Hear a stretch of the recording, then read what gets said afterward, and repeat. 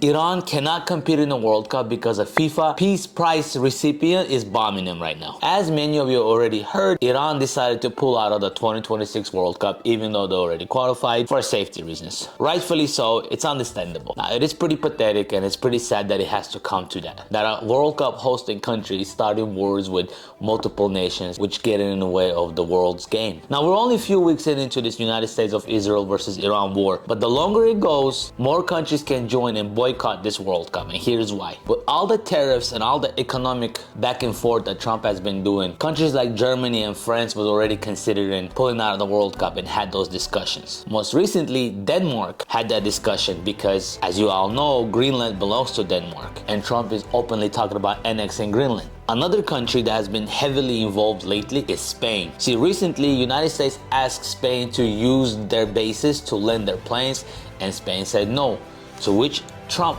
threw a tantrum, raised tariffs, and ended all diplomatic ties with Spain. Now, Spain hasn't said anything just yet, nor have they threatened to pull out of the World Cup. But that relationship is soured. And if a football giant like Spain withdraws from the World Cup, that can start the domino effect. But here's a more realistic scenario that could cause more countries to withdraw from the World Cup. As you guys know, currently the Strait of Hormuz is closed, and that is the reason why you're paying $6 a gallon right now. But we're only 2 weeks in, and the Strait of Hormuz being closed is gonna affect other countries' economies more and more as the days go by. Now, besides the Strait of Hormuz, there's another strait called Bab el-Mandeb, which is controlled by Yemen, Yemeni Houthis. Now, Yemeni Houthis is basically an extension of the Iranian government. They're really close allies, and if Iran makes the call and says, yo, close that strait also, that strait will be closed, but Iran has not pulled that card just yet. Now, the problem is, if that strait gets closed, all of global economies will collapse because 40% of cargo that is non-petroleum cargo passes through that strait. Places like Suez Canal will be useless. Now, as we go through the war, and if things continue to escalate more, Iran might have to close that strait also